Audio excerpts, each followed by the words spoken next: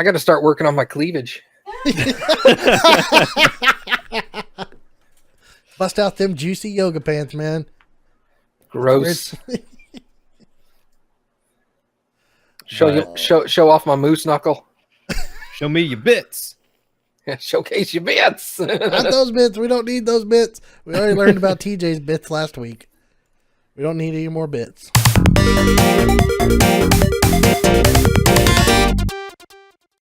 Hello, everybody. It's March 1st, 2019, and it's the VGBit Bitcast. And we are live tonight.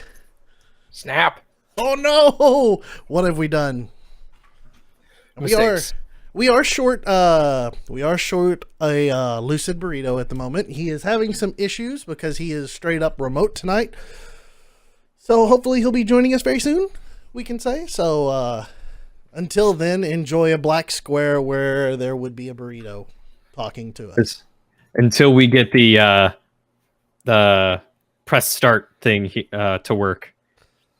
Yeah, Oh, the pulsating. Yeah, I probably could have done that, but time and effort just didn't match up at this time. You know, it's kind of difficult now since I work till 5 o'clock and then I have to drive an hour and 20 minutes through traffic. It's a bitch. So, anyway, guys, thanks for joining tonight. Yes, joining me tonight on the podcast. Thank you for having me. I had nothing better to do, so. Wow, rip. Oh, well, I'm sad now. No, it's a pleasure to be here for the debut of us doing this live. Oh, that's so nice. I've only been wanting to do this for... How long have we actually talked about doing this live? It's been months and months now, it's been a couple months when you first suggested it. I want to say... Well, I know it's been a couple of months since it was suggested, but actually being live has been in the plans. I want to say it's midpoint last year that we were working towards it. It's kind of one of those things where eventually it happens, so I'm excited. Prior to me. Prior to me. Oh, yeah. Prior to you. And I'm hoping everybody else is excited out there to be able to watch this live.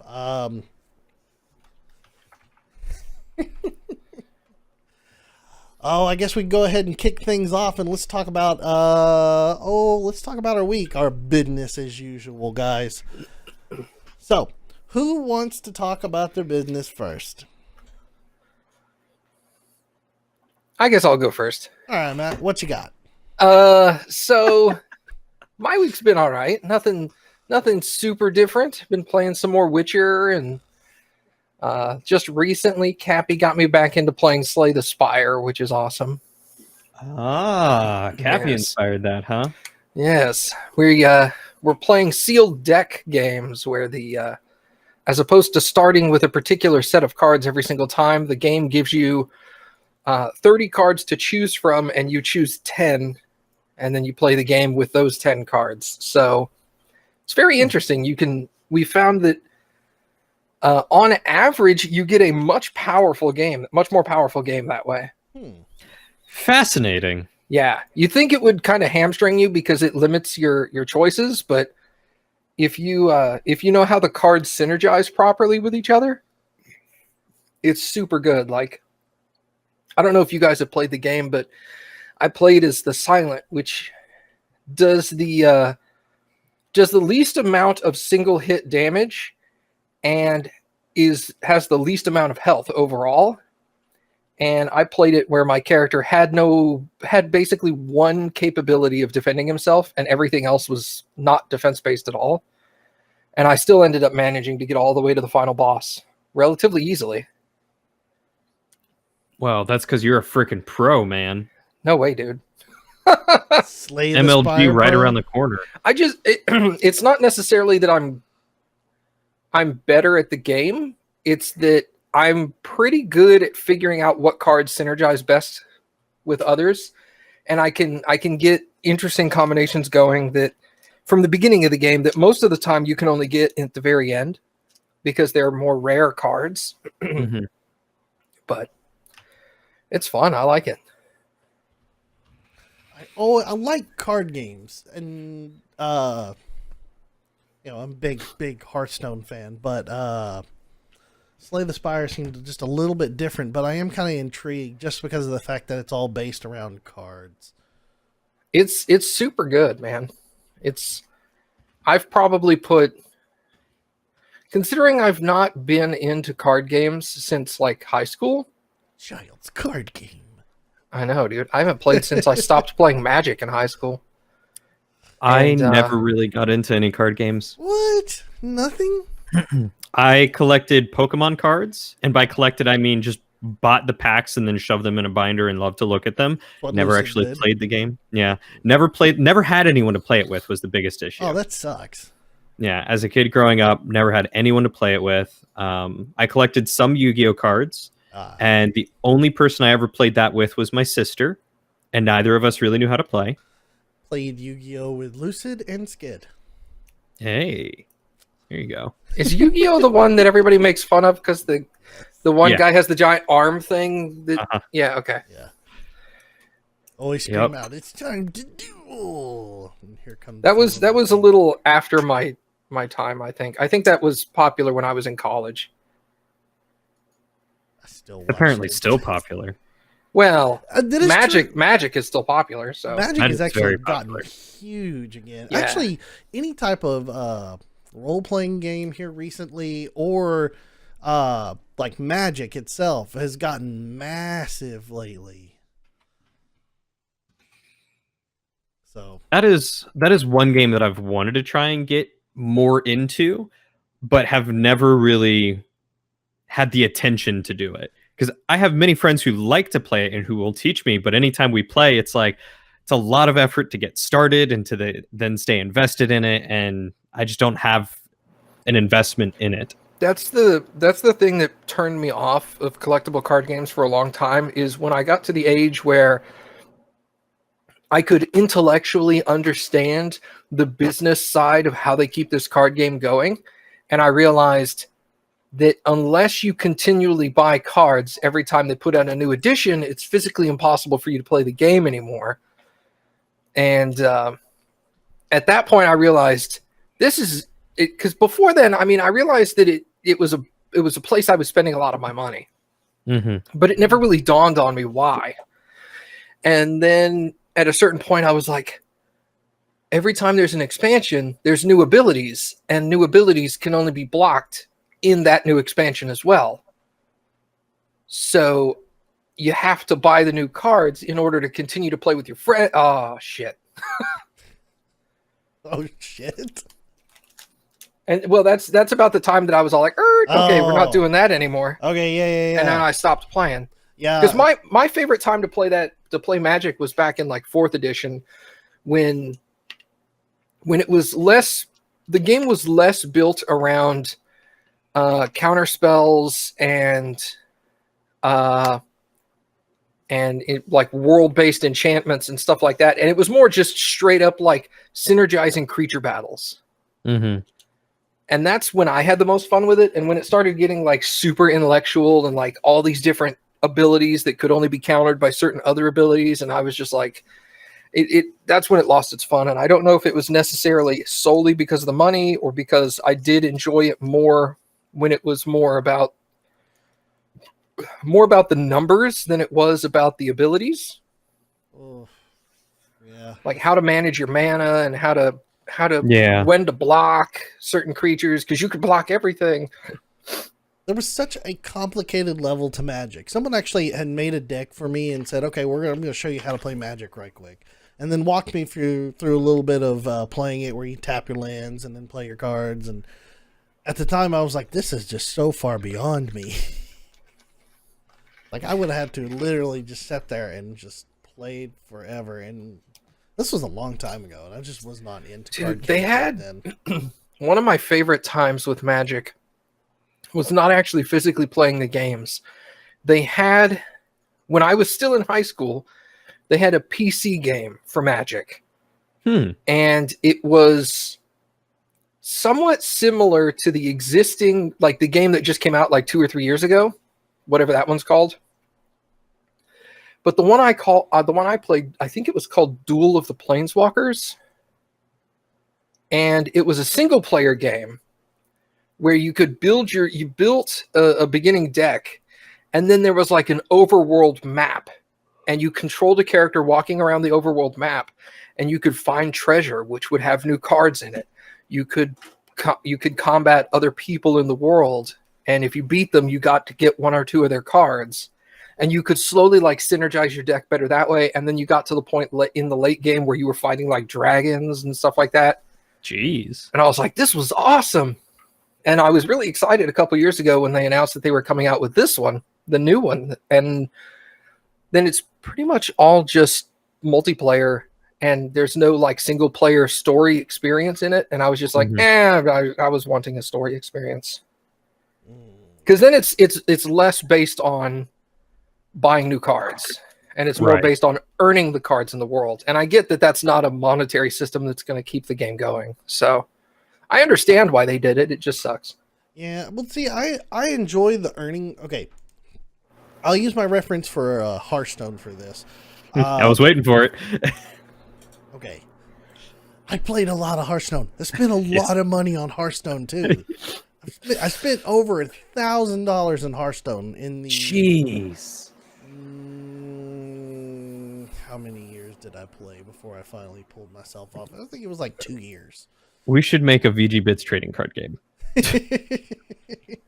It was, I mean, it's a ridiculous amount of money. And I found myself like every time a new expansion would come out, I would sit there and I'm like, all right, well, I'm going to sink $100, $150 into this right now. I'd drop $100, $150 into the game. And I'd be like, all right, now I've got all my cards again. And in the past, they would do it where they would do an expansion and then do what was called an adventure. And an adventure, you could actually, you pay $25 for the adventure. But then you go in through the adventure, and if you complete the entire adventure, you get cards out of that adventure. You're guaranteed to get like 8 or 9 legendary cards by playing the adventure. So it was really good to sit there and play these adventures because it offset the balance of you're never getting a legendary card from buying, 150 cards packs. It just never was going to happen. I think at most, maybe out of a card pack, I got 2 legendaries. Ooh. Sometimes you get duplicates, which, oh boy. So you can disenchant those extra legendary cards for half their worth. Bullshit is what it was, but I stuck a lot of money into it. So I would love to find a new card game that I could play that wouldn't require me to sell or mortgage a house to be competitive.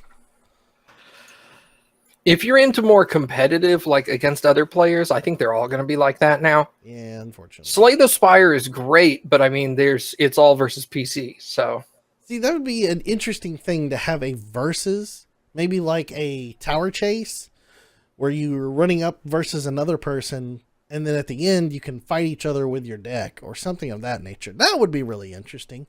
Well, that's what I don't know if you've met Creed or not. Creed and I were planning on doing one of these days was doing a manual race against each other on Twitch. Because you can actually, they have challenge modes, and the challenge mode is the same for everyone for the day. And then you can create a custom game, and the game will spit out a seed, and you can send that seed to other players, and then they can put that seed in and play the exact same custom game you've made. Oh, snap. So it is a manual thing where you have to kind of play against each other and just be honest about how far you got and how good you're doing. But I mean, it has that functionality. There's just not an in-game way to see like, oh yeah, my friend is on floor 2, room 6. And what game was this in? I think I missed that. Slay the Spire. Oh, okay. So it's like this is all. It's partially there, but not all the way. The feature, the functionality is there. The extra features that a lot of people want aren't. So you can do it, but it's not quite where everybody would like it to be. Although the devs are not, they haven't said they're done with the game. That's a positive. So, and it was super popular when it first came out. Like it was like in the top 5 games being streamed on Twitch for a little bit. So hopefully they keep going. That's true. But that's about it for me. It's just been Witcher and Slay the Spire. We did play a little bit of Mass Effect, but not very much. I think we played once this week. Let's see. I'll go ahead and go next. This week. Quit. This week was a nightmare of a week. Not anything work related or anything like that. The weekend I have the house to myself. The future wife is out doing her bachelorette thing, so I got the house to myself. That's great. I can just chill, knock out a few things. It's great. But this week has been a nightmare. I've been trying to get the podcast, and I got the podcast uploaded, I think yesterday.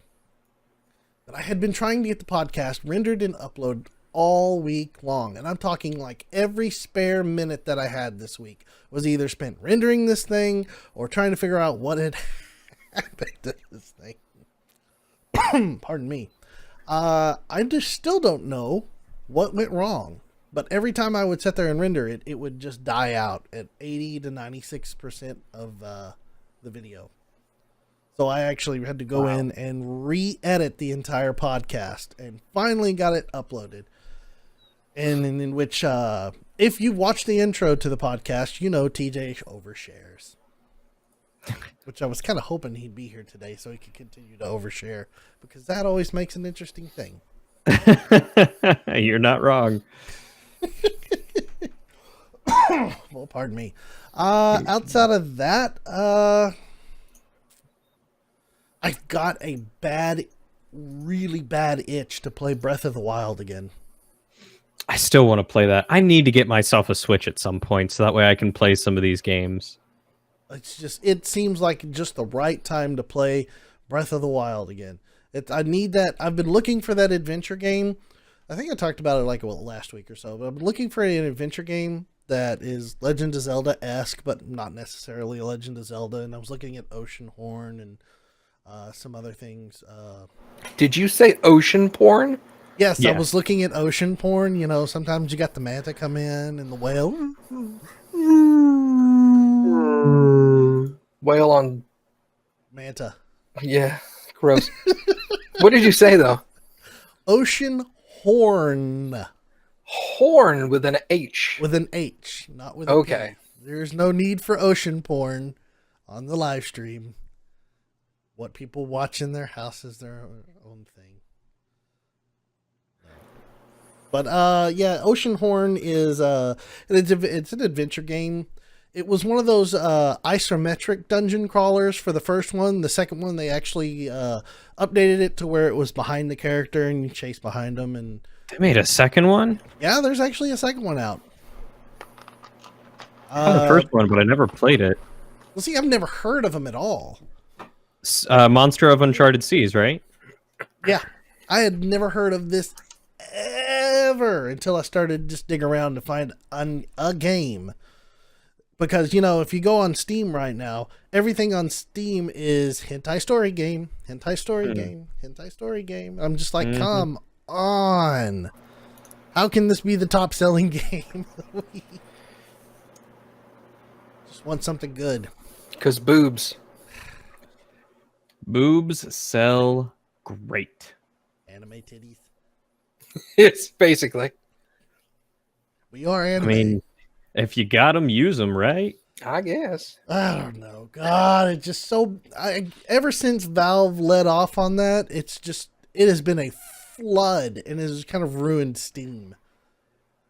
I just can't... I stop and I look at this and I take a look at Epic's launcher and then some of these other ones are like Discord's launcher, and I'm going, Steam screwed up. These will be coming soon. Because Jesus, that's not... And then And in my defense, I don't sit there and go out searching for those stupid ass games. No, it's on the like just top 10 there. sellers. Yeah. Yeah, it's just there. My recommendations are bland.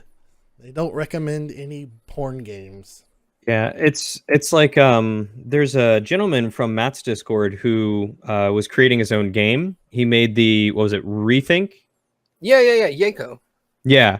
And his biggest complaint as an independent game developer, literally independent of any company trying to post on Steam, is that there are all these developers that are making quick trash games with like hundreds of thousands of easy achievements for people to get just to boost their achievement score. And so people will buy them and they flood the market and make it nigh impossible for anyone to find games of quality. And it's the same way with these new hentai story games or VR games. Mostly it's just cut, paste, write a line of text, cut, paste, write a line of text. Show boobs and you're good to go. Boobs, a few cat ears, a couple of fox ladies. Everybody's okay. Damn, dude, you know how to sell games.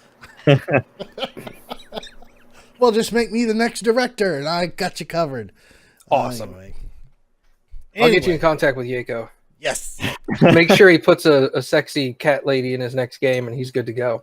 That's all you need, man, in life. Or some sort of dragon lady. That's the new trend. That's what's coming next. Dragon ladies. Oh, Scalies? Oh, they're already around. Yeah, but it's gonna be next year. Well, yeah, especially if we get this D&D campaign off the ground. Oh my god. Speaking of D&D campaigns, It's D&D. I can't talk about episode 8 yet. No, it's not out. Oh. When are we going to release it? Like Thursday or Friday of next week? Wednesday of next week. Okay. Yeah, Okay, so we're following the schedule. Until of course, because then Saturday we're going to be live playing D&D. Oh, snap. Oh, I so desperately want to talk about the D&D episode that we recorded last. It's so good. Oh my And it's god. being edited. Is it done yet? No, I just downloaded all the materials for it today. Oh, that's right. It was just made available today. Gotcha. Never mind. I'm all like, is it I done? think it was up yesterday. I just kept forgetting. I know you've had like 20 minutes to edit this 3.5 hour video. Is it done yet? Get on it right now. We need to have a discussion. Why are you on the podcast? All right, You should guys, be fine. editing. You guys want to know my business? My business is getting kicked off the podcast to edit the video. Go do it now. I'm pretty sure once everybody sees that D&D session, they're going to be all like, worth it. I sure hope so. Oh my god. It was oh, I can't believe it. I really can't. And this is the problem. you can't even say anything to drop hints either. I can't, you just cannot say anything about it. But I so desperately want to just discuss the D&D broadcasts or the D&D videos in detail, like even like 7 and back. I just want to talk about that just because of how much fun it is playing D&D with y'all. Oh, so I don't know. I mean, maybe at some point we just need to have a sit down, like after we finish D&D, maybe a 20-minute sit down and just talk about what just occurred. we should do that between, you know what we should do is we should do that between the module and the custom game to talk about the module portion. Go back and recap the entire module. Yeah. That way, if somebody is all like, you know what, I'm not really interested in seeing the module. I just want to see the custom stuff. That way they can have like a quick, like maybe a 30 or 45 minute recap of the entire module setup. Oh, I don't think they're going to be ready for y'all are not going to be ready for when it goes to the custom story. My body is ready, dude. You have no idea. It's going to be so good. It'll be TPKs every single session. We'll have to roll new characters every game. Why do you think I've got like 3 characters sitting in reserve? I have 1 character sitting in reserve, and it's only an idea. No, I've made full backstories for 2 of my pre-built characters. I've got like arcs and shit. I love creating, like, character creation is my fucking jam, dude. That's like when Daniel asked me for like a minor snippet of information about my character's backstory. I ended up sending him like a page worth of detailed information and pictures to give him references. Yeah. And I was like, yes. And he's like, man, I didn't expect for you to go this far out. I'm like, I wanted to. I literally felt bad. I was like, oh shit, man. I wanted to do it. It took me like 5 or 10 minutes to get into it. And then as I sat here like spitballing ideas with Cappy, she started spitballing stuff back, and we were going back and forth, and we were like, oh shit. And then the stuff just started flowing, and I was like, yes. Well, I can say this. How awesome episode 8 is, and again, it'll be out Wednesday next week. Look forward to it.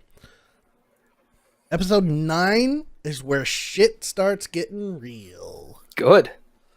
God, I don't know if my body can take this. We are going to start getting in the middle of all of the story for Dragon Heist, and I am super excited about that. I'm so ready to get murdered. Dude, I'm going to withhold comment. I've got to withhold the comment. Just because once 8 comes out, I may just have to like record a video and be like, oh my God, did you see that? Just title it Spoiler Cast. Anyway, so D&D has been on my mind a whole lot just because of that episode, and then of course rendering podcasts and videos. I haven't had a time. I know I say this every single week, and I feel like a terrible gamer. I just haven't had time to play games. But this weekend is different. I have the whole weekend by myself. I can play games.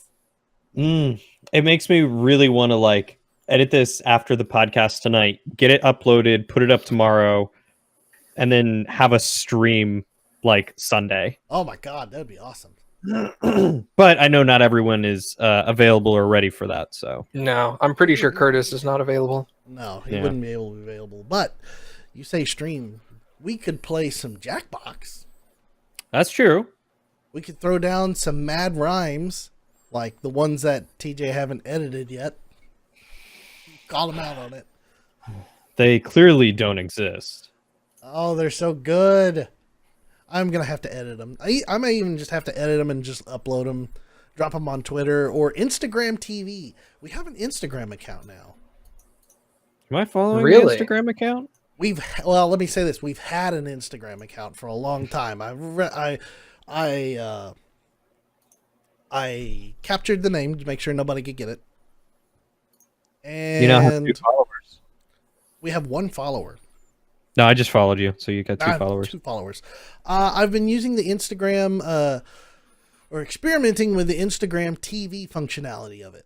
And I think what I may do is all the snippets that you see from the podcast, all of our little funny clips and things that you see on Twitch or the intros to the podcast, Instagram TV is where I'm going to start posting these.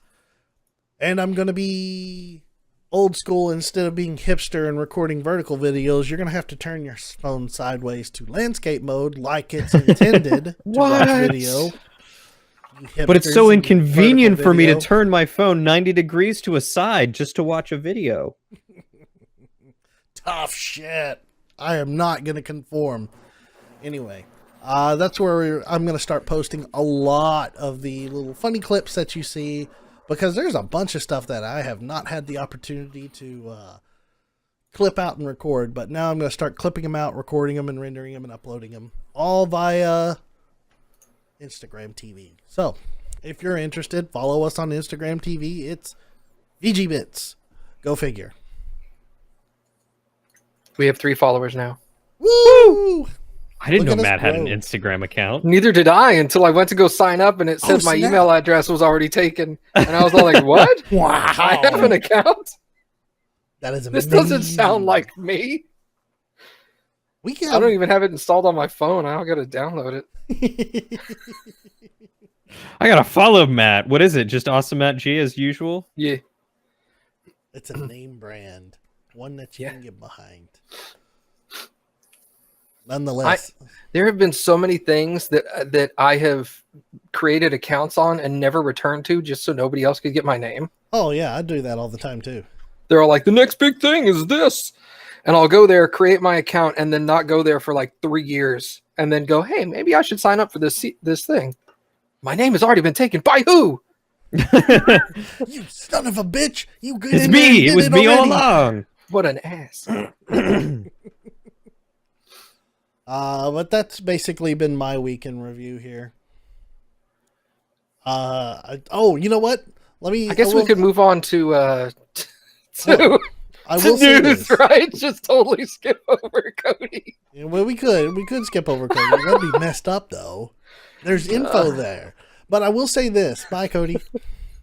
I talked to one of my fiance's friends. We went over to their house and we sat down and I talked to one of her kids. One of her kids plays Fortnite. Okay. Oh, I saw a shirt you would love today while I was out shopping. Thanks. Fortnite is great. Anyway, so I actually took the opportunity. I said, you know what? I'm just going to listen to him to see what he has to say about Fortnite. I said, I've got to find out what it is that these kids love about Fortnite so much. So I just sat there. I was like, tell me about Fortnite. Give me your input. And he actually went through and he told me some, like, the mechanics of why he enjoyed Fortnite and why it was fun and the strategies that are behind Fortnite and playing the game. Okay. Didn't change my opinion. Good. But I did listen to him and heard him out. And there's some there was an interesting thing that he told me. One of the strategies that you can do is, depending upon your mouse that you have, he has a specific Logitech mouse. You have your mouse wheel can be freewheeling or incremental. And he said one of the strategies that they employ is you switch your mouse over to freewheeling, spin it, because apparently when you spin your mouse wheel, it controls what you build.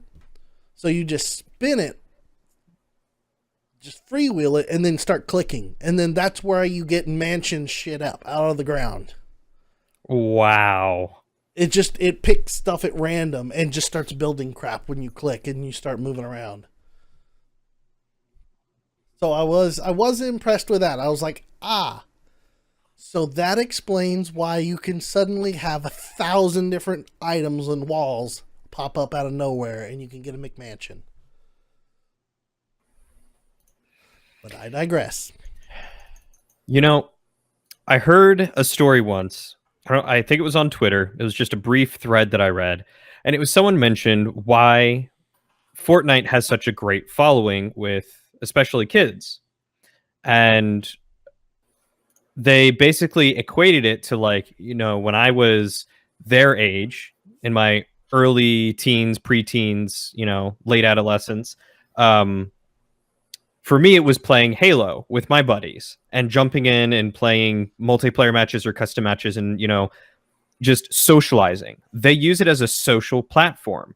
They go in and they talk about their day. They talk about school. They talk about, you know, aspirations and stuff like that. They don't really even play, not all of them anyway, play the game. They just kind of have it as a background. It's their, you know, poker night. It's their movie night sort of thing.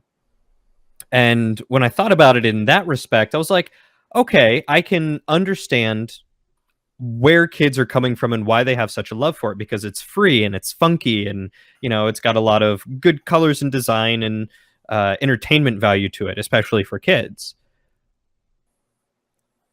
So that was something I read once and I was like, you know what? I guess I can't knock it as much as I used to, because it does in some ways facilitate a good breeding ground for that social interaction that a lot of kids tend to be lacking these days. That makes sense. But most of that interaction that I would ever seen, okay, I am colored in this, is terrible interaction. Yeah. 12-year-olds, oh, go fuck your mom. I think that's because that's what gets the views online. is people don't want to watch somebody talk about how their day was at school. They want to watch somebody trash talk. And so that's probably what gets the most views and makes them the most visible to your standard YouTuber just going through and watching. That's true. Oh, but yeah, I guess, you know, if we fall down the rabbit hole for YouTube videos, it has progressed over the past 10 years, I'd say. From going, and there's that certain angry level that everybody looks for. The only way I could describe it. Yeah, I get that. Just like TV, it changes over time too. So I'm kind of curious where the next level of streaming goes from here, though. Yeah, you know, it's funny as I was watching this whole YouTube and streaming thing develop. Like I remember back when games started getting popular on YouTube. What do you know, Matt? Nothing. I'm not talking to you. I was. Not everything's about you, Cody. For the audio podcast version of this, Matt just signed DeCappy, and I caught it. Anyway, I remember when like montage videos were getting popular, and I watched a few people making like machinimas and montages through YouTube. And I remember watching this one guy, and you know, I suggested to him, instead of doing this quick like 3-second clip of this one kill that you get, why don't you include some of the longer clips, show the 2 kills, then the next 3 kills sort of thing, make it longer, show them that it's not just this one lucky kill, but more skill. And he took that to heart and started doing it. And sadly, this guy disappeared off the face of YouTube, as far as I was concerned. I think he just stopped doing it, college life, something like that. But it gets difficult. Yeah. But after saying that, I began to see more montages lean that way. And then I began to think like, oh, well, why don't people like record themselves commentating the game, either while they're playing it or after the fact, and talking about some of these things? I think that would be pretty cool. And, within the next year, I began seeing commentaries pop up. And that was the big thing, was, Halo and mostly Call of Duty commentaries. And I never really predicted the machinima thing. That got a lot bigger than anything I ever guessed. But, after a while, it went from doing commentaries, and I was like, well, what about people just playing through video games? I want to watch someone play through this game. And then Let's Plays started happening. And I was like, dang, I've got a coin on this market. I should really start, putting these ideas out there. And next thing, what? I was going to say, what's the next big thing, Cody? Come on, Tell Cody, me. let's get on board. Let's get on this thing. Let's get started. Honestly, the next big thing that I anticipated was playing D&D online, streaming it, live streaming it, and that sort of thing, and having a big setup for it. And now we've got people like Critical Role doing it, and that was the way. That was 2015, I think, when they started. Yeah, and I remember thinking about it back in 2012, 2013, time frames around there, and I was like, this should be something that like more people do, because I had never played D&D before, but I started watching a few people record it and put it up online. I was like, this would be really cool to watch live. Mm-hmm. And lo and behold, it starts happening. And it was the same kind of thing with Twitch. When Twitch started doing its your ability to stream games, I was like, oh, this is going to be the next big thing. This is something I should hop on the bandwagon with. And I attempted to, but obviously didn't have the hardware to be able to keep up with it when it first launched, and now I'm playing catch up. So I spend a good bit of my time wondering, where are we going to go next? What is going to be the next big thing that we're going to see when it comes to how people are entertained with video games and online content? It's a tough call. Yeah. We've reached such an inexplicable or unexpected place in our ability to consume this content, and it's really difficult to say for sure where it might be going. Mm-hmm. I think it's pretty much at this point. In my opinion, I think it's pretty much hit a semi ceiling for the time being, because with the available technology right now, streaming is pretty much the best thing you can do. Yeah. Like there's not a whole lot more you can do above that would be more community interactive. True. Like even now, there's a lot of games that are coming out with built-in features where you can get your Twitch community to actually affect your in-game play. Yeah, that is Like, true. I've seen that. You know how Skid was talking about the other day where he's been playing some of the Legend of Zelda randomizers. There's a version of the randomizer that integrates with Twitch now where people can donate bits, and depending on the quantity of bits they donate, they can take away hearts. They can remove all your money or remove your bombs. They can instantly kill your character in the middle of a dungeon. Oh, that's wow.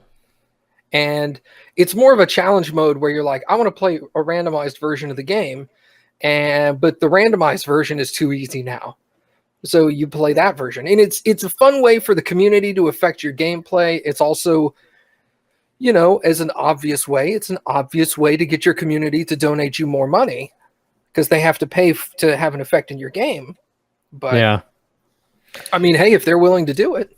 Right. I mean, that it's something that can enhance the gameplay for those who want to help or hinder you. And at the same time, it's not necessary. Like, you can still play the game and have fun with it without it. Mm-hmm. I like Eternal's comment in the chat. Until we get a proper video Facebook where people just live stream every second of their waking lives. That's true. I mean, some people are already do doing that. that.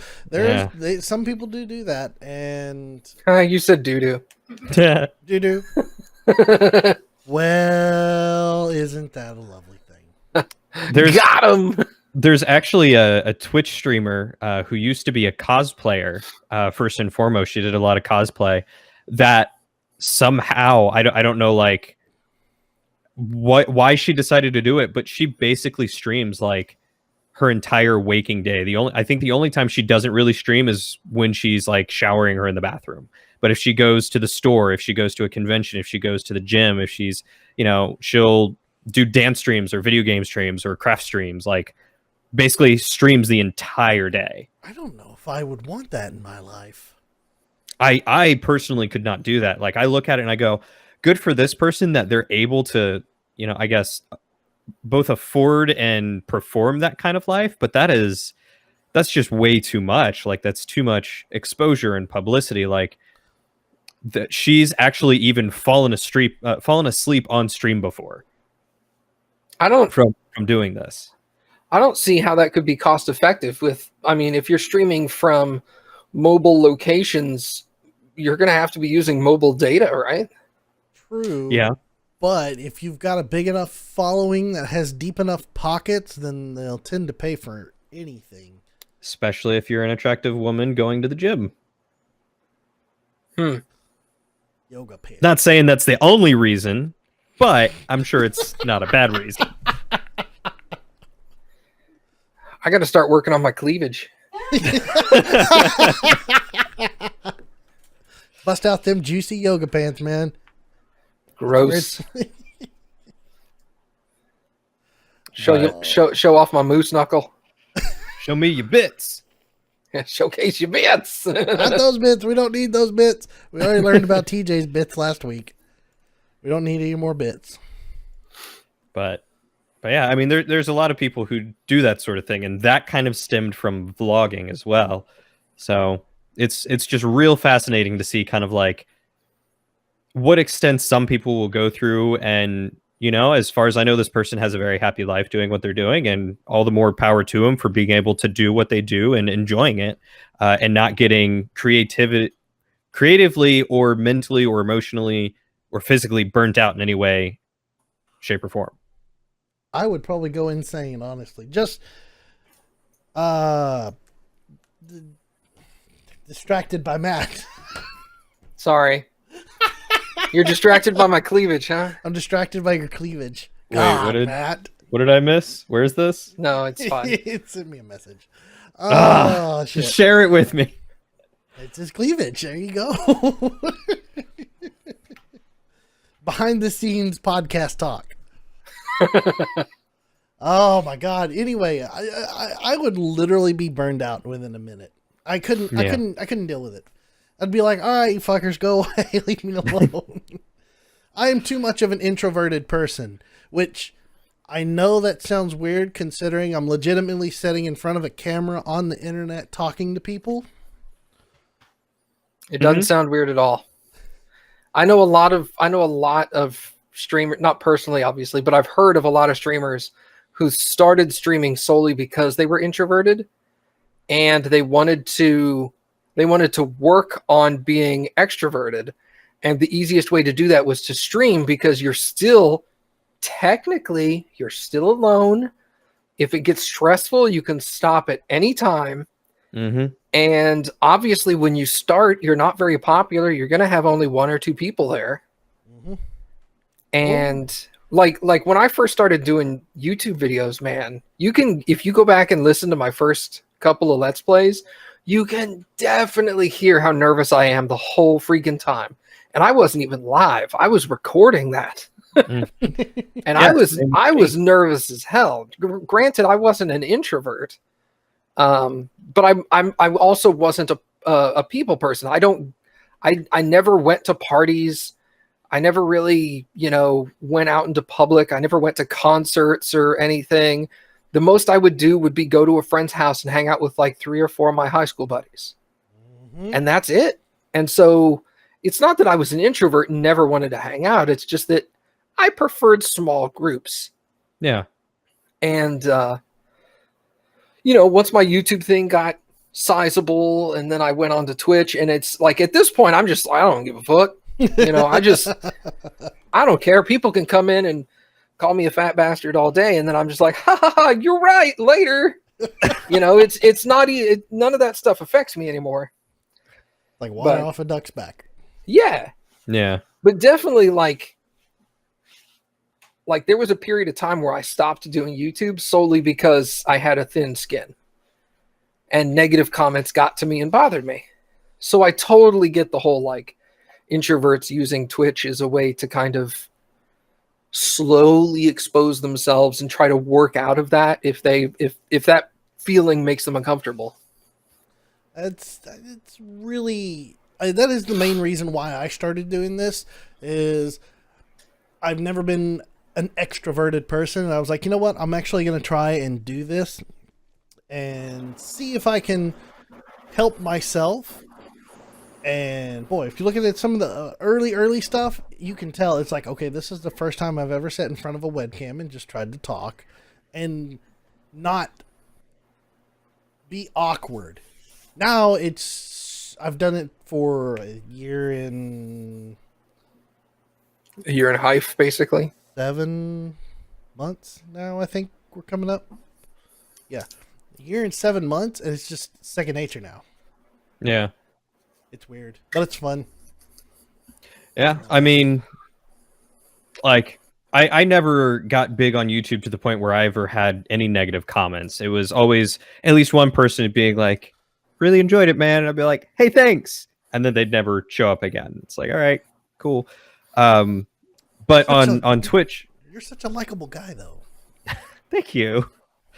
On Twitch, I definitely have had more exposure, and much like Matt, at first it was like anytime someone was being a dick in chat, it was like I was torn between the concept of wanting to try and accept everybody so that way I had viewers, but also learning when it wasn't good for me or the community.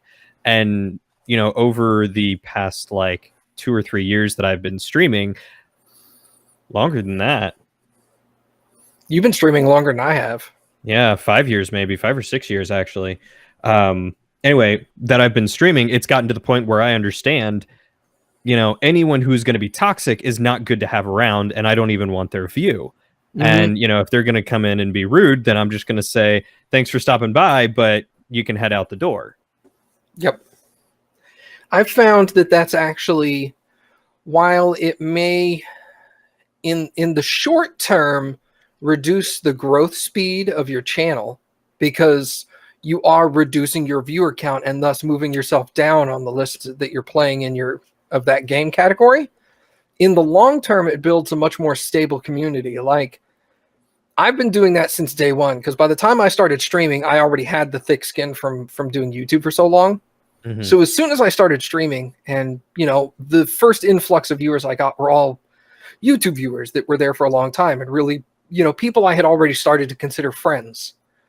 And then, yeah, exactly. And then, I would have people show up that were really cool, and I'd have people show up that were being super toxic, and I'm just all like, peace, ban. Yeah. And I'm just like, I don't even want you here, because while your view does knock me up a tier in the number of viewers watching for this particular game, in the long run, I want my community to be cool and chill. Right. And so I'd rather have slow growth of awesome people Than quick growth of not, show me your bits. Yeah, 80% toxic garbage. Yeah. Give me them bits. There's always going to be a decent chunk that are going to be like solid normal people, but you also know that the more toxicity comes in, some of those people that were kind of on the fence about, should I follow this guy and watch him regularly on Twitch, they'd be like, you know what, he's got a really toxic chat, it's not worth it, I'm out too. Yeah. And then you'd lose some of your more dedicated viewers as well. Yeah. And that was actually something that I had in mind as I started to stream, because with doing YouTube, I wanted to build a community. I wanted to see that same thing that I saw on some of the people that I followed, where they had people constantly commenting and watching and, interacting, and had that community feel. And I figured, with streaming, this can be even better. So I want to build a community that is good, that is, relatively wholesome and accepting of each other, and, that is a good and safe place to be. Mm-hmm. And so I've been doing my best to build that. And there are some times where I feel like I failed, and that's only like, maybe now it's probably like 0.1% of the time, like 0.01% of the time. But for a while there were some, happenstances where I was like, am I even building a community at this point, or, what's going on? Yeah, but I know those feels. I definitely look at who I have around me now, and I go, I couldn't have asked for anything better. What I have is, friends, people who talk to each other, enjoy talking to each other, laugh with each other, play with each other, and, for the most part, encourage each other, which is exactly what I've been wanting. Very true. So, before we continue to fall down the Twitch, YouTube, and future rabbit hole, as we've so wondrously have done, Cody, what have you been doing for the week? Oh God. So let's see. Let's start off the week. I don't think I really did much at the beginning of the week, but Wednesday I did have my interview for this upcoming job. Oh shit, son. And as far as I know, the interview went very well. Did you dress as the goth? I did dress goth. Spiky hair, spiked choker collar, big platform boots that rose me up a couple inches. You have fish in the platform part? Like the clear bottom, but there was fish in it? See, I would have done that, but that would have been too happy. Yeah, but it could have been a blackfish. It could have been a blackfish. It could have been a dead blackfish. Then that would have been really goth. There you go. A dead blackfish. Painted my nails black, heavy eyeliner, had a sour look on my face the whole time. Spoke nothing but of death and the demon overlords coming to take over. And he wore a Sting mask from wrestling. That was a little bit outside my budget range, unfortunately. Oh, sadness. That's why I'm getting the job, is so for the next interview I can wear the $2 Sting masks you get at the flea market was out of your price range. That's funny. But no, I did not dress goth. I actually went so far as to polish my shoes, which one person did notice. Wow. Not someone in the interview, but just someone. Oh, well, I was going to say. Yeah. It was one of my math professors. He used to be in the military, and he's a big war and history buff. And he saw me all dressed up nice, waiting for the HR person to come and get me. And he looked at me and gave me this look of, "What are you doing?" And I said, "I've got a job interview." And he said, "Well, bonus points for polishing your shoes," and then walked away. I was like, "Yes." That's a guy right there that definitely. You said he's in the military. I was gonna say that's a guy right there that definitely pays attention to his shoes. Uh-huh. But long story short, the interview I think went well. Like I said, the guys who did the interview I was familiar with, I talk with on a regular basis at the campus. But they did keep it professional. So it wasn't a biased thing. It wasn't like I was going in there and then we just shot the breeze for 35 minutes and then walked out. It was, they asked me legitimate questions and, cringed when I said something I shouldn't have, or smiled when I said things I should have. And, though I will say there were a few times where they, I believe, were just ribbing me, where like I would say something and they'd be like, "Ooh, not the right answer." Yep. Like, But at the thanks. Yeah, at the end of the day, I really didn't know what I did do well and did not do well. I'm not sure, how I ranked in comparison to the other candidates. According to one of my coworkers, I was the most nicely dressed candidate she had seen the entire day. Nice. So I will say this: I used to think I was really good on reading how well I did in interviews, until I went in for a job interview once and interviewed at the place and came out and sat in the car and called my wife and said, there is absolutely no way in hell I am getting this job. I was all like, I bombed that interview worse than anyone has ever bombed an interview in their entire freaking lives. Because he was all like, have you ever worked in this kind of job before? No. Do you have any experience in this? No. Do you know how this works? No. I don't know anything. And then the interview was for a part-time position, and then he called me back. Like, I drove from the place to my house, and when I got to the house, he called me, like, so it'd been like 15 minutes after the interview, and he was all like, I don't want to hire you part-time. I want to hire you full-time. Dang. what? And I was all like, what? And then like 3 months after I started working there, I got promoted to assistant manager, and I was all like, holy shit. I don't know what I'm doing. How did I nail that interview so hard? I thought it was just garbage. That's crazy. It was super weird. Then again, I mean, we've talked about interviews in the past where you think you absolutely nailed it, and then you hear nothing. Yep. So I guess it can go both ways. I've had one of those. I think we talked about it once, where you have that interview where they don't really interview you. Oh yeah. They just take you around. They're like, this is where you're going to work. This is where all the stuff is. Here's all the people. Let me introduce you to everybody who's going to be your coworker. And then you call back like 2 days later and you're like, hey man, I was just calling on my interview. And they're like, yeah, you didn't get the job.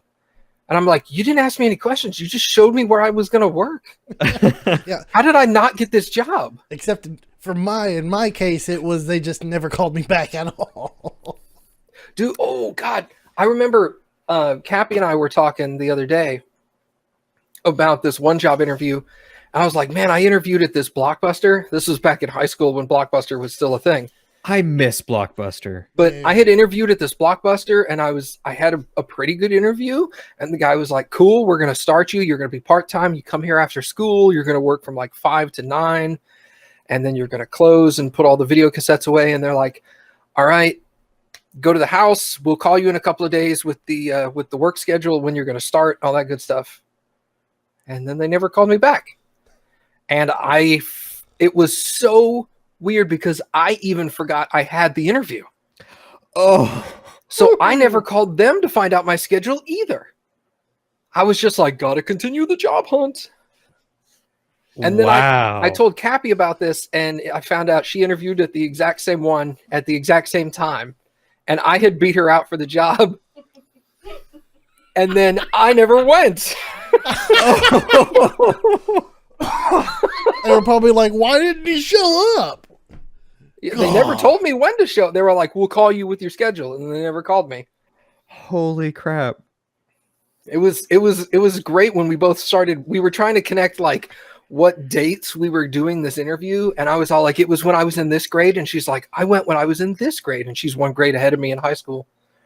And then I was like, I went somewhere in this time frame. She's like, I went somewhere in that time frame. And I'm like, I called back and they said they gave the job to some other guy. And I was like, they gave the job to me. Stars are aligning. Things are connecting. Now I know why she hated me in high school. You stole her job. I stole her job. I don't remember if I mentioned the one time I had a job interview like that, where I basically went in. It was for an IT job. I had no formal education in it whatsoever, but it was just supposed to be entry level.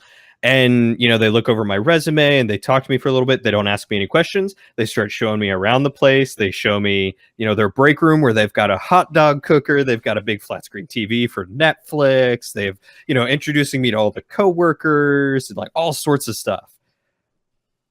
And then they call me and they're like, yeah, you didn't get the job. Yeah. They're like, we like this guy. Oh, we like this guy better. Take this guy too. I'm pretty sure that's what it is it's in those situations, it's you're the best one to come along. And so they're like, this guy is definitely going to get the job. We'll just show him around. And then the next guy that comes in after you is all like twice as good and we're willing to work for like $1 less an hour. Yeah. They didn't even tell me how much it was. I didn't know salary or anything. Like no benefits, no salary, nothing. I just said, you know, I just showed up for the interview and they showed me around and then I left. And, you know, I was like, I think it went well. They just showed me around. I don't know.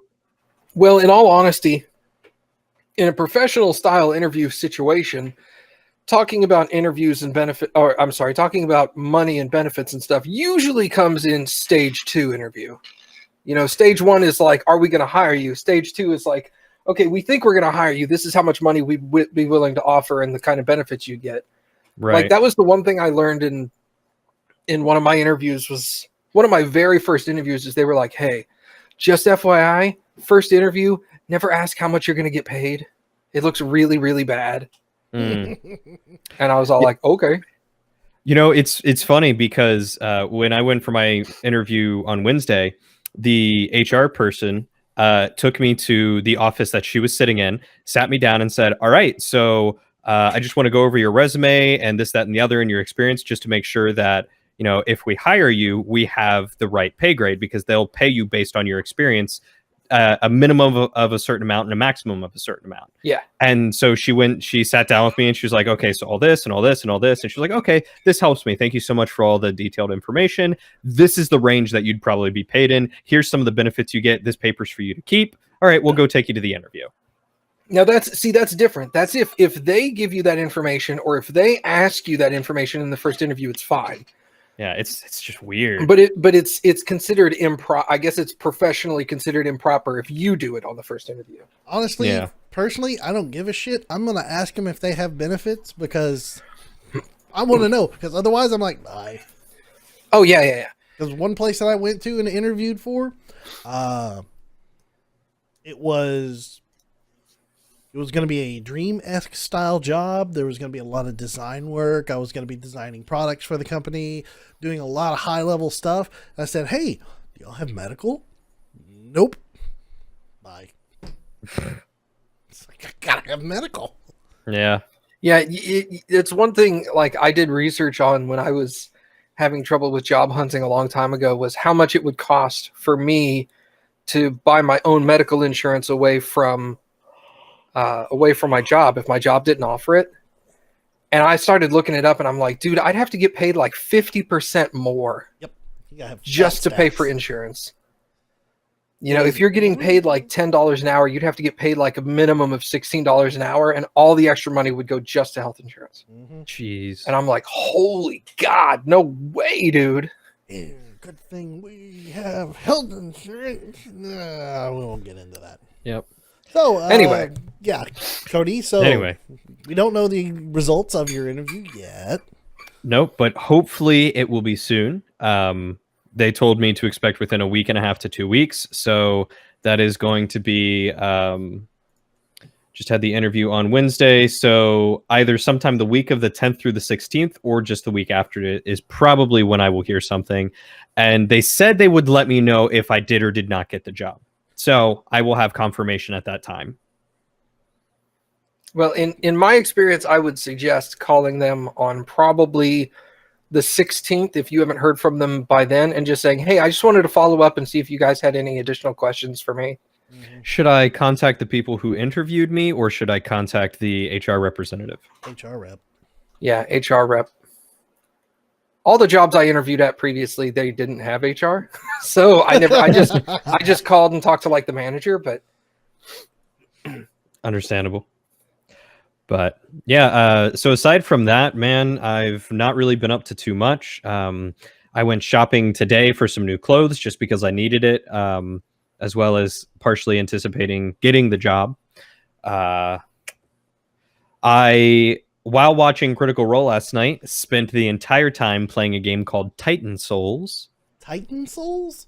Titan Souls. It is a kind of like 16-bit, like kind of pixelated graphic style game based around you as a character who has a singular arrow, and you have to use that singular arrow to kill various titans. So think like Shadow of the Colossus mixed with some Dark Souls.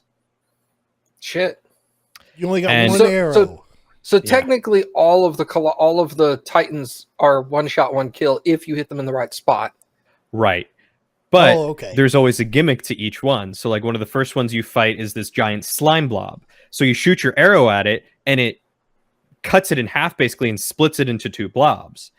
The other gimmick of it is the arrow is magically enchanted in some way that when you press and hold the fire button again, you draw the arrow back to you so that way you can pick it back up and use it again. Oh, okay. Okay, so I thought for a minute there you were going to tell me that this What's that, was a Daniel? game- You went quiet for us. Did I? Nope. Did nobody hear me? Nope. Oh, shoot. No audio, sir. Oh, that's a problem. Technical difficulties. Stand by, everyone. Daniel needs to figure out how to unmute his mic. I'm not even mute. That's the problem. Rule number 1, unmute your microphone. But I'm not muted. He's all arguing with us, and we have no idea. He's all like, shut up, you bastards. It's not mute. But I'm not muted, but you are muted to us. I don't know. Can anybody hear us? Hopefully. That's funny. I don't know where that came from. Oh, I can hear him on stream. Oh, See? can you? Yeah. All right. All right. Interesting. So this is a rendezvous issue. So Oh, that's so weird. That's super weird. Yeah, I can't hear him at all. all right, there we go. We have confirmation. So y'all will just have to And now I hear an echo and it's driving me crazy.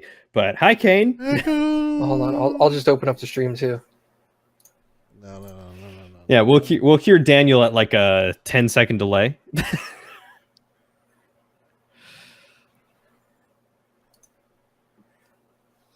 Please stand by. That's In right. the I meantime- just muted you on Rendezvous so that I don't have to worry about it. Oh, muted me.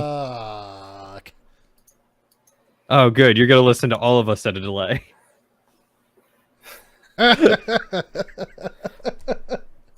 This is the best podcast in the world. All right. Look, I don't know what's going on. Yeah, well, yeah, that's a bad idea. okay. I apologize for the All right, technical so difficulties. I've got you unmuted. This hasn't happened. This hasn't happened in any of the times is that so we've done weird. or used any of this rendezvous. So, what I'm going to do is we're going to Oh, you've got me unmuted now? Yeah. Okay. we'll take a small break Uh and then we will come back and hopefully this issue will be solved. So, give me just a minute, everybody. I'll be right back.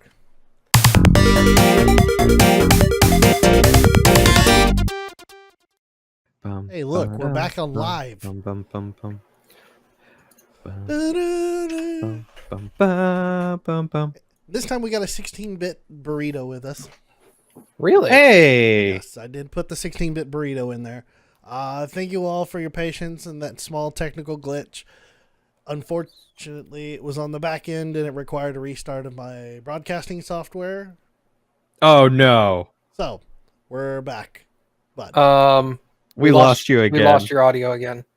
Okay, well, they just lost my audio again, so hooray! No.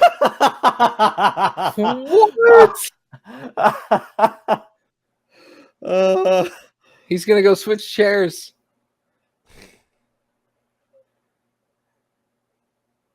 No. No. Oh, my goodness. Oh, my goodness. It's a fun day today. Here. This is the weirdest problem. There. They're going to have to listen to me like this. That Okay. works. They'll survive. They can hear me through a setup of another microphone. This is the weirdest thing in the world. Nonetheless, we are here and we are talking about the video games. So, Yeah. guys, let's News? talk about video games and news. Yeah, I was talking about Titan Souls. Yes. And I was lamenting the fact that it was one arrow. Yeah. So the entire gimmick of the game is basically you've got this one magical arrow with the power to slay the Titans. And when you fire it, you have the ability to pull it back to you to then re-knock to shoot again. But in that ability to pull it back, you can also hurt Titans that way too. So like if their weak point is behind them and you shoot behind them and then like step on the opposite side and then pull it back to you, it can hit them and kill them. So it's one of the other options in a way to kill them instead of hitting them directly with the arrow as you're shooting it. But yeah, so the challenge is that there's always a weak spot or some gimmick in some way to kill them. And the first boss is a slime with a heart in the center. And when you shoot the slime, it splits into two. And then if you shoot, so one slime has the heart, the other one doesn't. If you shoot the slime with the heart, it'll split into four. And if you shoot the other one, it'll split into four. And so they, instead of being slow like they were to begin with, begin to become faster, and they will follow you and chase you around the room. So you have to try and reduce the slime with the heart in it to where you can shoot the heart and kill it before the slimes get to you. That sounds... Is it basically a one-hit kill for you as well? Yeah. The second you get hit with anything, you will die. Well. Yeah. So they've got some monsters like slimes. They've got some that are like balls. Like it'll be a ball with a weak point and it'll roll around and you have to try and time it just right to hit it in that weak point as it's rolling around. There's one that's a water serpent that the only time you can hit it is when it jumps up in the air and then dives back down. You have to try and shoot its tail as it's going underwater. Ugh. Yeah, it's super challenging game. And there were a few of them that it got to a point where I was like, I don't even know if I'm doing the right thing that I need to kill them. So I would Google it and be like, okay, I'm doing the right thing. I'm just not very good at it. That's fair. Yeah. Like there's one where there's a skeleton that shoots arrows. He's an archer.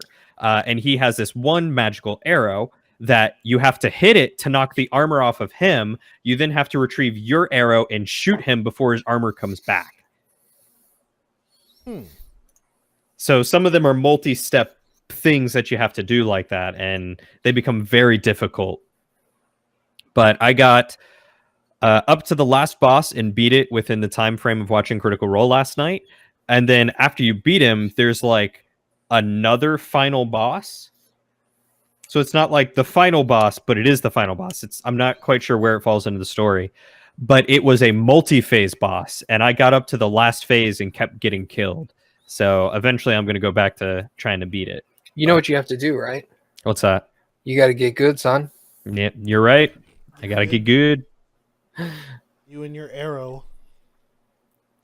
But it's... Did you name your arrow? I did not. The arrow of justice?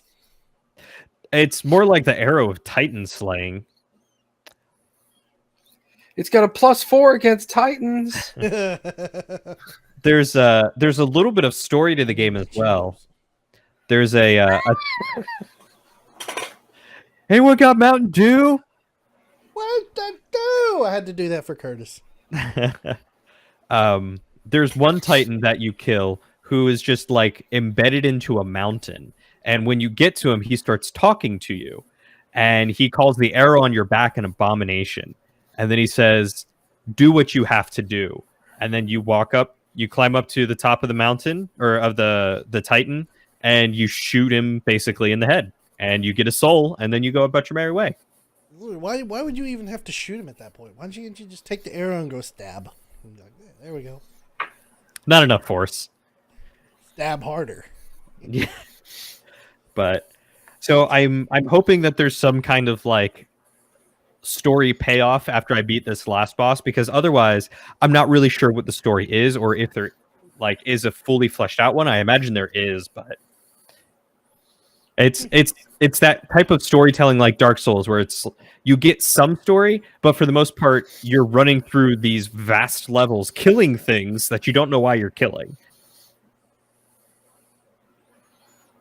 So but it's a pretty cool game. I was enjoying it. It was very difficult, very frustrating, and there were definitely times where I gave up trying to figure out how to do things on my own and to look up speedrunning strats, because this game that took me 4 hours to get toward the end of can apparently be beaten in 20 minutes or less. What? There is an achievement to beat it in 20 minutes. Wow. Dang. That's vicious. Yeah. So, and You gotta get your slime one to line up perfectly in the row. Just go boop boop boop boop boop boop. I think it's just a matter of like timing, because there are some bosses that require like very precise timing. Like you fire and then you wait like half a beat and then pull the arrow back, and in that time frame from you first hitting the slime, it'll jump up in the air, hit the ground again, your arrow will go back through it, knock it apart again, you pick up your arrow, and then you fire it, like that sort of thing. Just treat your arrow like a boomerang. Yeah, pretty much. Yeah. But it's a really neat game, and I've had it for 4 years, I think. I think it came out in 2015. And I killed 7 Titans before and then never killed any more, and now I've actually gotten most of them. So it's pretty cool. There you go. But aside from that, that's pretty much my week. All right.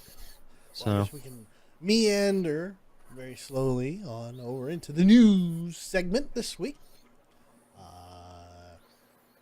A few things came out this week. I'll go ahead and kick news off this week. Are you a Pokemon fan? no. Good. Because the Nintendo Switch is finally getting its Pokemon game. Sword Yay! and Shield. No, that's all right. And there's no need to applaud that. It's another Pokemon game. It's with a bunch of new Pokemon and 3 new starters, and apparently everybody's terrified that Scorbunny is going to be a fighter for some reason. I have no idea. Yep, firefight Pokemon. Apparently that's what they've done for like the past 3 or 4. Supposedly it's very common. And they're like, don't do it. So we have another a rabbit, and then a monkey thing, and then a tadpole thing again for the Switch. So I don't know. It's where's my Animal Crossing? Yes, same. For God's sakes, hurry up, Nintendo. I'm tired. I don't want Pokemon. I mean, Hooray. There's Pokemon. It's I gonna played be through first. I played through one Pokemon and I enjoyed it, but I felt like I was pretty much done. I don't need it in my life. The only time that Pokemon was ever important was many moons ago, and it's no longer important to me. So I don't know. Sword and Shield. I like the They ran names. out- I guess they ran out of precious gems. Well, I mean, it was Ruby and Emerald and Sapphire before, and then they also just did colors yellow, red, and blue, right? Yeah. They had gold and silver and Green.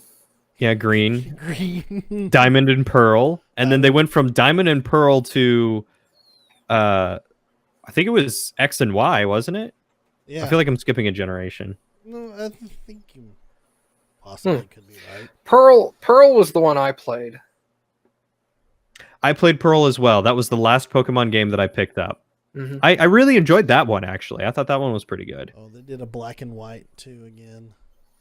Oh, yeah, that's right. I had to pick up Pearl because of Piplup. Piplup was the best starter. What? No, dude. What? No, dude. What? First off, we have a Piplup plush. So I can't dog you on how cute it is. Right. But hands down, the best starter in Diamond and Pearl was Turtwig. He is a pretty cute turtle. Here we go. Here we go. I love him. I want him. Twins. Give me oh, he's so cute. Cody's crying. I can't take it. Cry, Here, I've got something better. Hi, Mindy. Hi, Cody.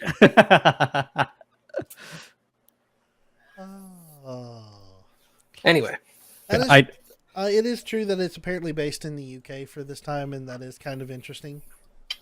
so it's not in their fictional Pokemon world? It's not in their fictional Yamato Japan world. This is fictional UK world. Interesting. If they made a Manatee starter, yeah. If they released a Pokemon where one of the starters was a Manatee, I'd have to pick it up. I guess it would be a water type. And that's exactly why I picked up Pearl, is because I could get Piplup. And a friend of mine was getting Diamond, so we decided that he would get Diamond, I would get Pearl, and then when we got the legendaries, we would trade them. Oh, I just want Animal Crossing, honestly. Same. But I will say this: this is the very first time that you're going to see a Pokemon game on a non-handheld, but technically is a handheld, but not really a handheld. We had this conversation before. TJ would never relent. I'm glad he's not here right now, because then It is a handheld console. then we would be arguing over handheld versus non-handheld, and it has a dock, so therefore it is non-handheld as well. Damn it! Yeah, it's a handheld console. It's a hybrid. It's getting us one step closer to basically having a central computing system where you can buy the desktop, you can buy the laptop, you can buy the tablet, and everything is seamless from one to the other. You stream it all, just like Xbox is wanting you to do. Yep. I don't like the streaming part. I want my central computer, but I do like the idea of being able to go from my desktop, pulling up like a tablet, a data pad essentially, and being able to walk around and continue whatever I was looking at. Well, I will say, I've said that a number of times already, so I'm just going to finish it by saying I want Animal Crossing. That's my Pokemon. So, forgetting all of that now, let's talk about some rumors. Oh. Microsoft is reportedly going to discuss the next gen Xbox at E3 2019. That is 3 months away. Ooh. So I don't doubt it. We will hear about the new Xbox, possibly the new PlayStation 5 during the PlayStation Experience, whenever they decide to pull their head out of their ass and actually make one again, since they canceled the last one because they didn't have enough to talk about. But I'm excited. I want to see backwards compatibility across the world. I want to see backwards compatibility on all consoles now. Well, you did I mention? I think I mentioned it in one of the previous podcasts where there's a Blasphemous, Cody. Yeah, I've never played Animal Crossing. I played the phone game. That's about it. Blasphemous. There was what do they call it? A trademark about being able to emulate all previous PlayStation games on the PS5. Mm-hmm. So hopefully that works. Yeah, it's more or less. I think they said it was processor ID that they're spoofing for the Yeah. PlayStation 5. What the hell is that? Animal It's Crossing blurry. he said mobile game. It made it sound like he was Back it playing up, on his back it cell up, back it up, phone. back it up a little bit. Wild World. Ah, there it is. It focused Wild World. Oh yeah, Yeah. that's a game. This was given to me by my ex-girlfriend, and I've never played it. Wild World is a game. That's one of them. New Leaf is another. Yep. I just So- want the new one for the Switch. The only one I've actually played is the literal mobile game on the phone. And Oh, gotcha. that was and the one that was on the phone. It was kind of fun, but when it drug you into the hey, you really need to spend money to get this done and get this done and get this done. At that point, I was like, I'm done, and I uninstalled it. I never went back. Yep, same here. I was like, I don't feel like watching this every 30 minutes to be able to do a thing. Yeah. I'm good. So there is that. Another trailer drop for Detective Pikachu. I still have to go watch this with TJ, and we are still gonna have the argument over Whatcha-Dunk's face. I can't even remember his name now. That's how important he is. Pikachu or No, the voice actor. The voice actor for Ryan Pikachu. Reynolds? Ryan Reynolds. There you go. Thank you. mm-hmm. See how important he is to Pikachu. He is integral to Detective Pikachu. I think it's still a horrible, horrible mistake. Just like how Will Smith as the genie in the new Aladdin movie is a horrible, horrible mistake. While I won't argue you on that fact after I've seen the trailer for that thing, I don't think Ryan Reynolds is terrible for Detective Pikachu. I think it's a better choice than Danny DeVito. Ugh. Deadpool Pikachu. I tell you what, if Pikachu would have pulled a Deadpool mask over his face and then go all out like that, I'll buy it. I will buy it. It'll be in the deleted scenes, I'm sure. I don't know. Get another Once Upon a Time for Deadpool. Once Upon a Deadpool. But, yeah, there's still an argument to be had. But that's my news for the week. My news is I want Animal Crossing. Well, I've got one quick article. Okay. It is heavily suggested that one of Microsoft's main points at this year's E3 is going to be emphasizing their focus on finally fixing, setting up, and including the Windows 10 functionality of Xbox games, so that you can actually play Xbox games on a Windows PC, a Windows 10 PC.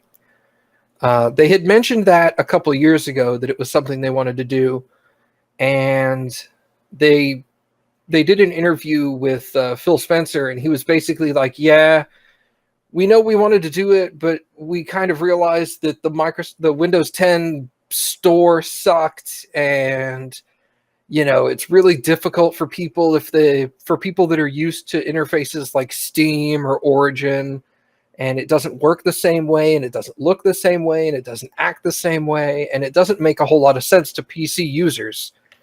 And so one of the topics they're going to probably touch on at E3 is the fact that they're going to be completely redoing the store system. They're going to be putting a lot of focus on getting a bunch of the popular Xbox titles to be PC supported.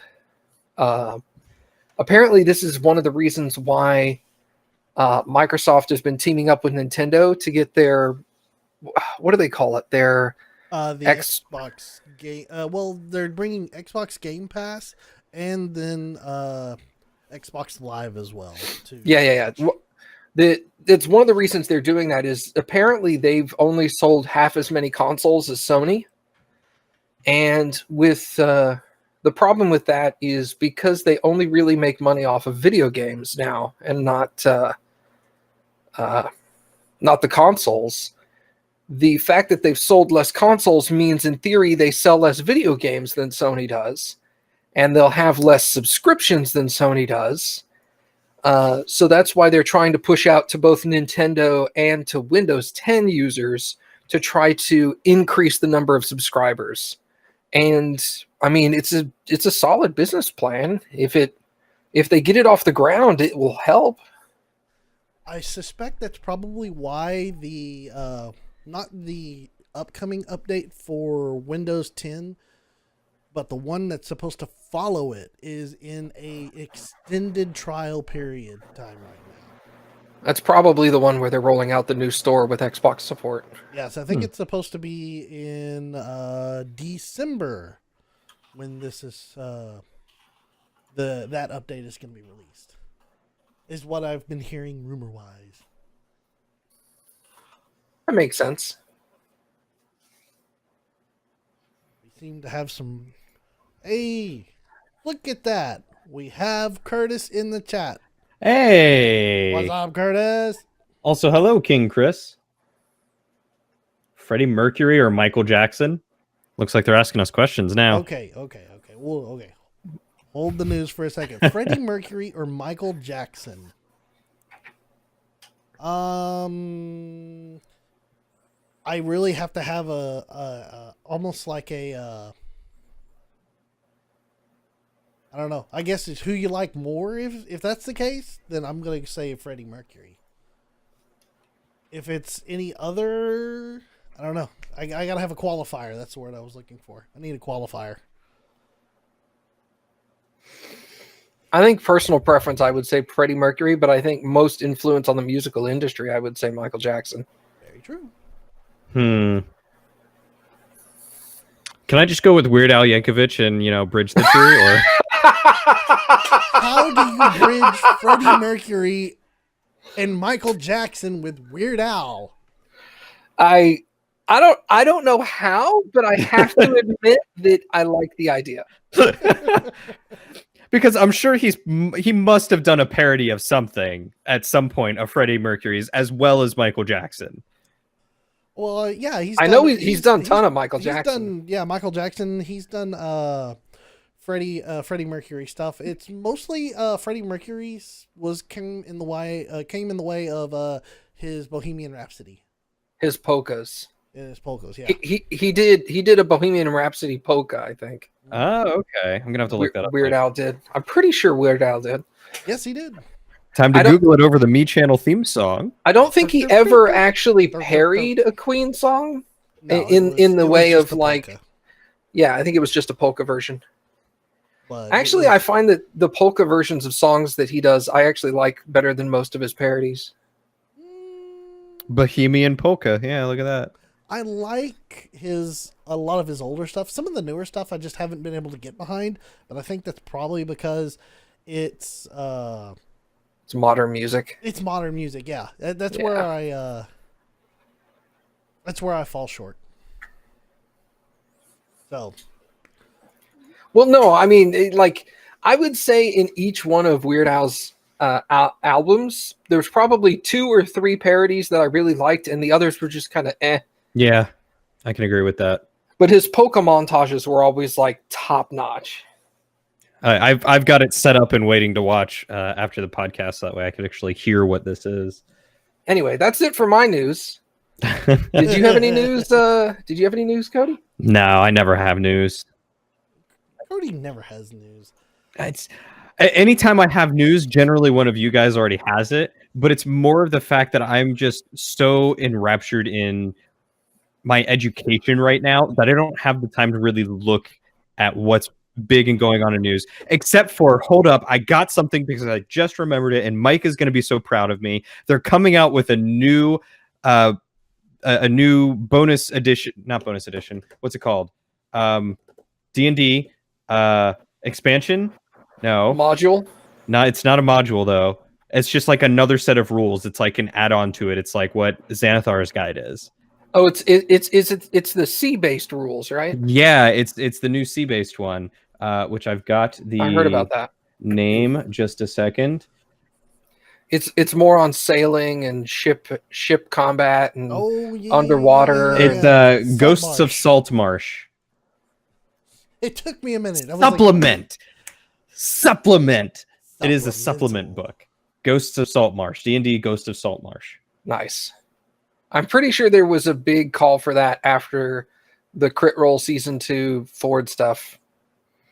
I'm sure it's something that they've been wanting for a while because they haven't really touched too much on sea. They've got a lot of land, they've got a lot of, underground, but not much with sea. Yeah, that's true.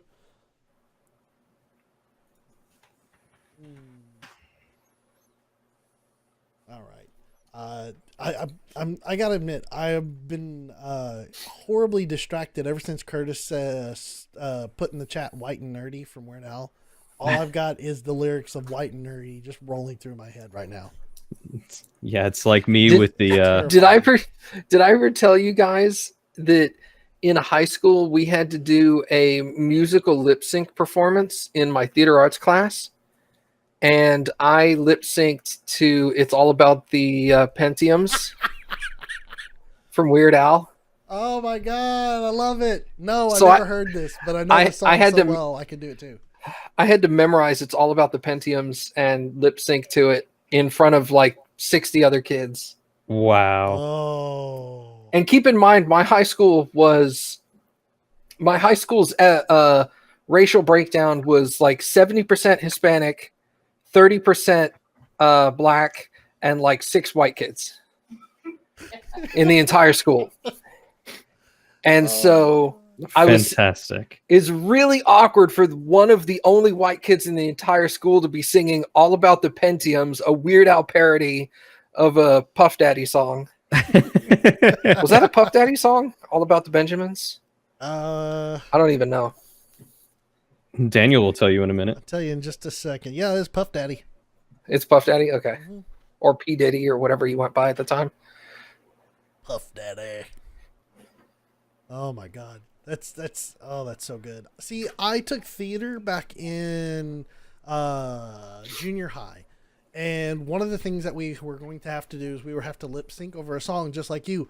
I was going to do Nature Trail to Hell, but I forgot that the day that we were supposed to do it, I completely forgot to prepare. So I failed that day horribly. So I got out of it. Cody's seen the other thing I did in my theater arts class. I did. We did a play of Dracula. Yes, and were you Dracula? No. Okay. I was, unbeknownst to me until I actually got the part in the play, I had always been one of the kids growing up where I thought that Dracula was the main character in Dracula. You were a rock. And Dracula is not the main character in Dracula. The main character in Dracula is Dr. Seward. Who is the character I played, unbeknownst to me. I thought, I was all like, hey, who are the characters you could play in this Dracula play? And they're like, well, you can play Dracula, or you can play Van Helsing. And I was all like, well, I know those people. Or you can play this Dr. Seward guy. And I'm like, I've never heard about him. He's probably got like 3 lines. I'll do that guy. And then it turns out he's got like 60% of the lines in the entire play. Oh my God. You're gonna have to send me that again. I want to watch it. Oh, I've got it's still up on my YouTube channel. Is it unlisted or is it? I think it's unlisted. Yeah, I'll have to go get the link and put it in Discord or something. Yeah, I usually post it in Discord around every Halloween. Dr. Matt and Nurse Matt. Oh, giggity. Oh wow. Well. But it's very cringy. It's high school play. It's the first play I ever did. It was high school. So it's all really bad acting. Oh, I did the monkey's paw. That's how bad it was for that. I was the guy that got to scratch on the door outside and drive the guy crazy. Nice. Yeah. Goals and dreams right there, baby. Anyway. I guess we can move on to the next segment of the podcast. What's the next segment? This is a warning before we move on. If you've never watched the Bitcast, I'm giving you an opportunity right now to turn your volume down ever so slightly, or maybe even a little bit more, because it's going to get loud and it's going to get long. So, Be a real man and keep your headphones on. you can sit there and hold on to your butts, because it's time for email.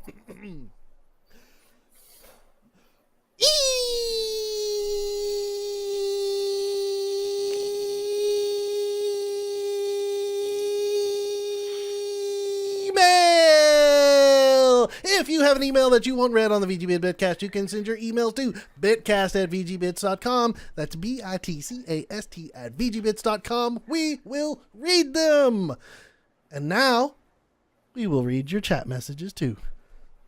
You know, it actually wasn't that bad this time around, and I think it's because we have you on the webcam mic. Probably Yeah. so. Yeah. So, this week, because I did not get the podcast uploaded in time, we do not happen to have any emails, but we can take questions from the chat, since we have chat right now, or we can throw a question out there to the chat. I think if they have any questions, they should definitely pose them to us. We should probably ask them a question so that way they have time to think about it, but then read the email question first and then get back to their answers. Excellent idea. If only we had an email question to read. So, Oh, Mike.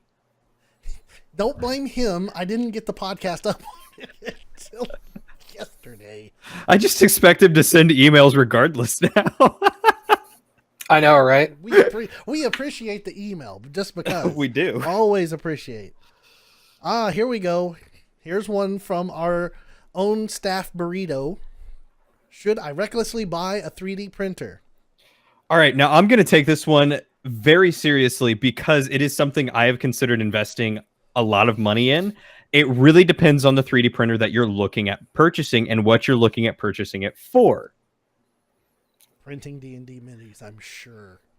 If that's the case, you definitely want to go with a resin printer, which are the most expensive ones. If you're willing to drop money on it, definitely go with the Formlabs $3,000 some odd printer because that's going to be worth the money. Woo. If you're only looking to blow a fraction of that money, you can take a look at the, I think it's called, what was it? It's like AutoCubic or MyCubic. It's a $400 or $500 3D printer, resin 3D printer that you can find on Amazon. AnyCubic, I think is what it is. AnyCubic. It's got a lot of good reviews and it's got a lot of bad reviews, but it is a fraction of the price to get something with such high quality that you can use for D&D minis. I have set aside the AnyCubic Photon UV 3D printer. I think that's the one I was looking at. Yes, it is $459. Sounds about right. Reckless, not suicidal. Yeah, $3,000 is suicidal for a 3D printer right now. But it's a good 3D printer. It's true. If you're looking to get into the business, it's a good one. I think that's the problem. I don't think Lucid is looking to get into the business. I think he's looking to get into the hobby. He wants to print out 3D D&D minis of all his characters, whether they be ones that he hasn't made yet or ones that he has. Or you can just use like the characters that I use, and you just go out and you buy stuff from Reaper, and then you just pretend that they're your characters. Just like this massive knight that I pretend is Grim, and I glued his shield to the back to make a shell. That's my Grim. There is also, and I don't remember the brand, I'm gonna have to find it for you, Lucid, but there is also a build it yourself 3D printer for resin, and those are cheaper, but you got to build it. True. Here we go. Here's one from the chat right here. Dear VGBits, is it fair that I blame awesome Matt G that I'm pretty much in love with Dr. Pepper? Yes. I believe you can also sue him for getting you addicted. I mean, you could try. See, I'll send you like the $3 that I've got. But yeah, I remember I used to drink only Dr. Pepper on stream, and Oh I my would drink God. like Dr. Pepper cherry. And Oh. I know I got Kane addicted to it. And of course, Kane helped me get Amy addicted to it. Cherry is the best. Now see, Oh my God, dude. I have been drinking RC cherry because I had a hankering to pick up RC for some reason. I don't know why. It was so weird. I, on the other hand, have been drinking water. Ah, that's the best thing for you. Yeah, it's pretty much all I drink anymore. Water with lemon, occasionally juice like orange juice, but mostly it's water. Get the sparkly water. Nope. Yes. Bubbly water is the best. Look, if you're going to go bubbly, you might as well just go with LaCroix and call it a day. Okay, hold on. LaCroix tastes like crap. It does. This is horrible. There is better water out there. Without a doubt. I am keeping RC in business. Legitimately true. I don't think I've seen anybody in years pick up an RC can. RC is flat Pepsi. We used to get RC all the time, and it was as good, if not maybe a little better than RC. Oh man. There is actually there's another streamer that I watch who's one of his good friends who is on a podcast that they do. He loves RC Cola. And he will literally buy bottles of it to shove in his fridge so that way he has RC Cola. Flint, Michigan would turn away LaCroix. God damn. This is why we needed TJ on the podcast. If only he hadn't been having technical issues with his truck. Sadness all around. Amazing. Oh, well. Hey, TJ, did you try turning it off and back on? No.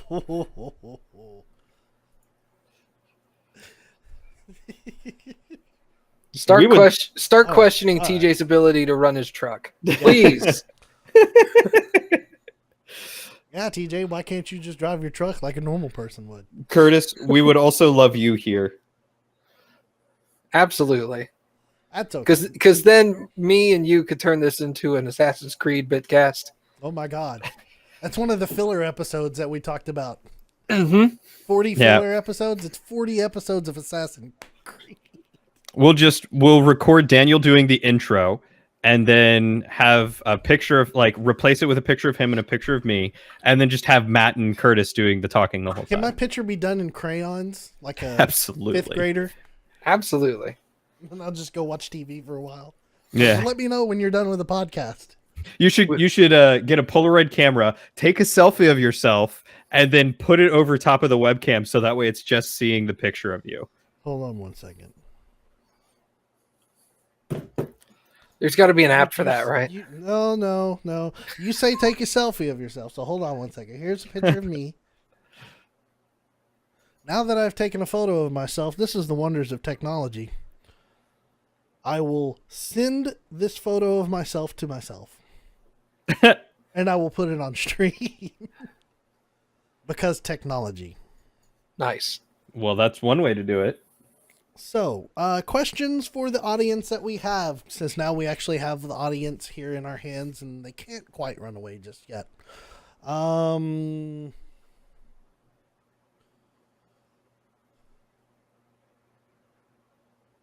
If I'm curious, what is the oldest console that you have played? Played. I want to know what the oldest console our audience has played. I want to know.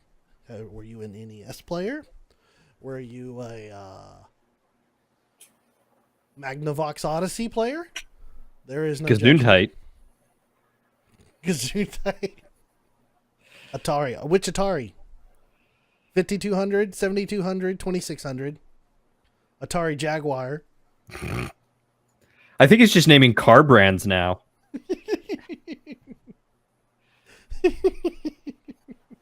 I'm touching all the candy. That's for Lucid. Oh, God. The oldest console I've ever played was the original Nintendo, the NES. NES. That's legitimately that's the oldest. Hi, awesome Mom G. Hey, that Mom. is literally the oldest that you've played. Yep, I didn't play anything prior to that. List of consoles. Original Let Game me- Boy does count. Because I mean, I got the NES when I was like 6. So what was I going to play prior to that? Atari. Man, the Before- 2600. When I was like 3? Yeah, I mean, dude, I was playing the Atari 2600 when I was like 2. Wow. No, I just played the NES was my first. All right, and Cody, we know Cody's. If I remember correctly, you were. His was the PS4 because he's like 7. I don't even own a PS4. That's why he plays Fortnite all the time. Yeah. Daniel's really jealous because I'm better at building mansions than him. You crap out a mansion just by spinning your wheel. Oh man, look at this! Okay. Look at all this into the oldest console I think I've played is probably the NES then. Probably the NES. Yeah, because I'm literally scrolling through a Wikipedia page of like all the old consoles, and that is the first one that I recognize by looks alone. See, what I loved about the original, the Atari 2600, it came in 2 different varieties. You either had the plain black Atari, or you had the faux wood finished Atari. Dude, the wood grain Atari for the win. Oh, no lie. That's the one I own. I had to, and I actually got a bunch of games for it still. Dude, did you ever read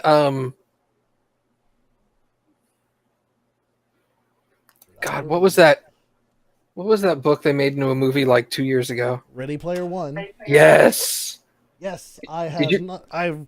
I've watched the movie and I've listened to the book both. Okay, good.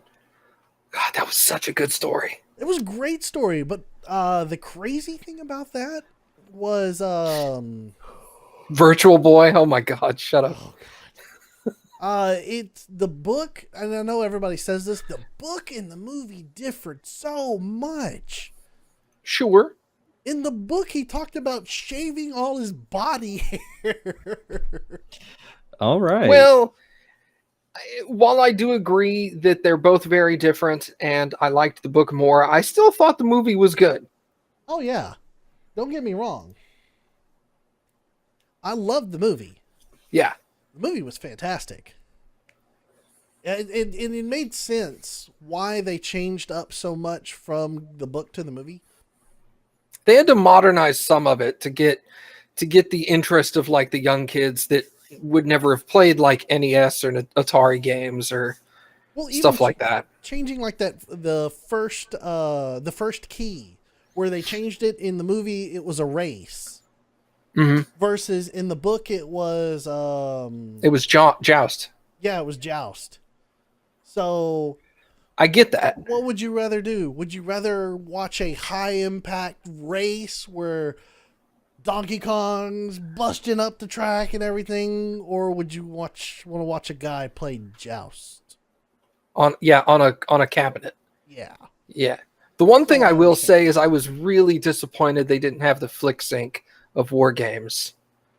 That when I got to that part when I was reading the book, and they got to that part, and he's standing in front of an arcade with the quarters on the screen, and then the little kid ran up and said the very first line of the movie. I immediately was all like, "That's War Games," because I'd seen War Games like 100 times. I love that stupid movie. And so, like, they didn't even have to tell me what had happened. Like, the kid ran up and said the first line of the War Games movie, and I was all like, yes, he's got to play the movie. I nerded out hardcore over that. What surprised me the most is they cut out the... Here we go. This is for you. This is for you, TJ, right there when we go live, right? There we are. Just replace your picture with mine.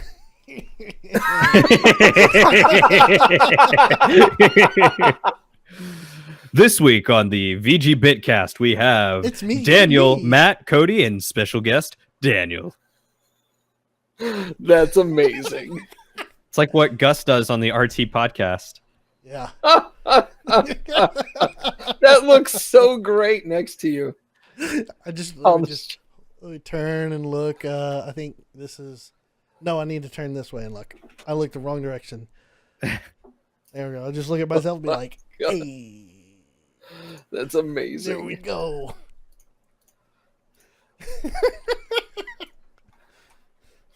Yes, he shaved. He turned into a older, fatter guy. Okay. So we were talking about Ready Player One, I think. Mm-hmm. I'm just distracting all the things right now. But I don't know. I'm lost now. I'm completely It's fine. putting the picture up there just completely wrecked it all. What so. was the question we had for the fans this week? I was asking them about their game console. Oh, that's right. And awesome Mom G gave us Pong, which I think she's winning now. respect with Pong. I didn't realize Pong was a console. Yeah. It is. There are Yeah. multiple versions of Pong, by the way. Not Yeah, just one. Pong the game. This was before games were cartridges, Yeah. and if you wanted to play a video game, you had to buy a new console for the game. Wow. So yeah, Pong's original outing was as a console. Well, it was as a cabinet, but the home version console was just a standalone unit. The one thing that I wish in video game console that I owned right now is probably a Philips CDI. If I ever pick up collecting consoles, because I have just about every console that was generally mass produced. Some of the lesser known ones is where I'm starting to work on. Is the Philips CDI, just because I want to play Hotel Mario and the Wand of Gamelon. Legend of Zelda, Wand of Gamelon. Oh, you know what? I think I remember the Game Grumps playing that. Yes, they did. It was a terrible looking game. It is a horrible game. That's why I want to play it. There was a console. Let me look it up real quick. There was a console that I was like this close to buying back in the day, and I want to say it was called the Wonder Swan or something. The Wonder Swan? Does that sound familiar? Yes, it does. No, it doesn't. But then again, I'm only 7. Like I was this close to getting it on at one point, and I was all like, "This thing looks amazing," and then like something else came out, and I was all like, "Nope." But there were like a couple of games that were coming out on the Wonder Swan, and I was like, "I gotta play that." That was a console it was kind of like the Jaguar that was supposed to be this huge thing, and then just went. Yeah. And then oh my gosh, who was it that recently bought a bunch of Jaguar shells and they were going to try and Emulate it? not emulate a Jaguar, but they were trying to build a console, but oh gosh. They were going to start a console, but it ended up just being an emulator that they were pretending to run video games on so they could get funding for it. Gosh. Jaguar console shell. Man, this was all over Giant Bob. Giant Bob? It's Giant Bob. Giant Bomb. Not too terribly long ago. Here we go. I think it was, they call it the retro, but it was something else before that. Oh, it was terrible. I can't remember. I'm Wait a minute. What have I missed here? They're asking like who's been keeping up with our D&D campaign and stuff. You know, that is a good question that we should probably That's be true. asking. Has anybody who's watching right now watched our D&D campaign? Or any of our D&D campaign? Or even one episode of our D&D campaign? How about 5 minutes of our D&D campaign? Have you watched the first 5 minutes of the podcast? Who's been here more than once?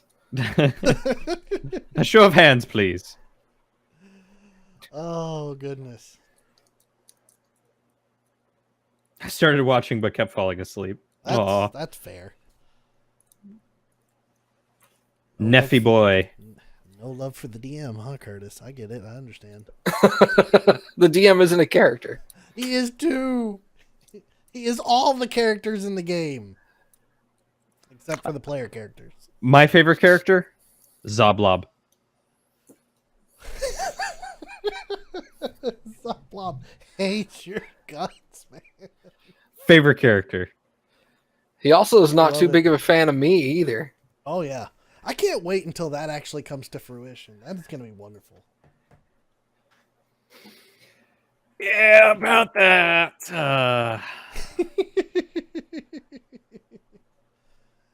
Don't go changing characters now just because we got somewhere good here. Well, we'll see. I'm talking to you, Cody. Grim could die at any minute. That's We true. could all die at any minute. Death is just around the corner. Grim died in the third episode? Not fully He did dead, not but he die got unconscious. Yeah. Because your healer wasn't healing. We don't. Our healer's only Skid, and he only had like 5 hit points to give. Yeah, that's true. Zamul's a cleric, technically. He just doesn't heal. He's not our healer. He's a war cleric with healing spells. We don't have a cleric. What are you talking about? We have a war cleric. Yeah, Yeah. you got a war cleric is what we have. He's just a second level fighter. We have a crusader, is what we have. Oh yeah, there you go. That's A crusader. Actually, There you is go. That works. That is more accurate right there. A crusader. I like that. Yeah, he's not a cleric. He's not a fighter. He is a holy crusader. He is a shittier version of a paladin. Sorry, DJ. But a more powerful healing version of a paladin. Let that sink in. Technically, he can heal, Yes. according to the rules of the game.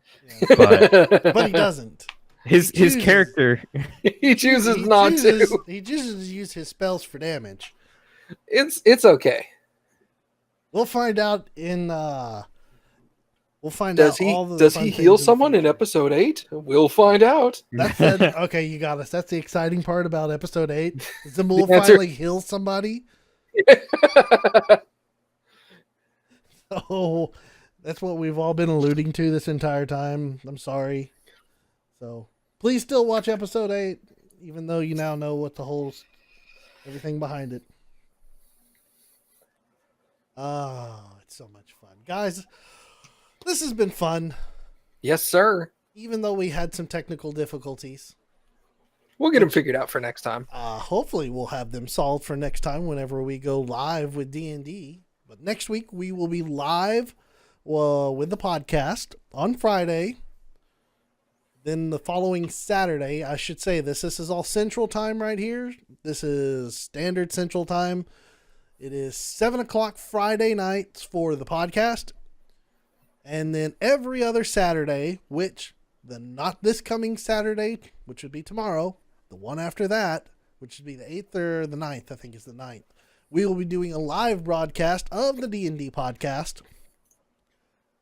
all on Twitch for your viewing pleasure. And I will be piloting Grim because Cody won't be here. Unfortunately, I will be missing the debut moment of the D&D podcast. Shame. Sorry, Grim- friendo. Sure hope Grim doesn't go piloting himself into a sewer, Teenage Mutant Ninja Turtle style. I've already been there. He's gonna get slimed. Just leave him in the sewer. Or Look, all I'm oozed, saying, that's what it was. if Grim dies, it's not my fault. And I can be as pissed as I want at Daniel and make him bring him back. Not gonna happen. You're gonna get the nice gray-eyed treatment, just like I give everybody else when I have to pilot their character. That's right. When I come back, I will probably be playing a cleric. A war cleric, right? A war cleric that doesn't heal. It'll be a cleric without a god, so all I'll be doing is swinging a mace around, but I won't have the ability to heal. Rip. No patronage. That's funny. I've got to find my patron. Well, my patron will end up being Grim. Grim will be my patron if he dies. Grim is your patron. Your patron turtle. Yep. Okay. Grim will ascend to goodness. godhood. We could do this all night, but guys, let's go ahead. We're going to go ahead and call it an evening for the Bitcast. All right. We will see you all next week. Hopefully we will have a full house and TJ won't have Electrical difficulties. And we will have some fun. I'm looking forward to D&D, honestly. That's all I really want to do. We should just do D&D all the time. Well, that's why I said we should all just win the lotto, quit our jobs, and play D&D 24/7. I'm game. Let's just win the lotto right now. What we should do is we should have our D&D characters start a podcast and put that into the D&D campaign. Shit. So that way, anytime we want to do the podcast, we also play D&D. Oh my God.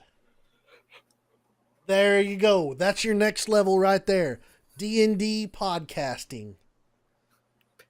And on that note, we're going to call it a night. Good night, everybody. Thank you for watching. We really appreciate it. And if you have questions, send them to bitcast@vgbits.com. That is BITCAST at VGBits.com. We will read them.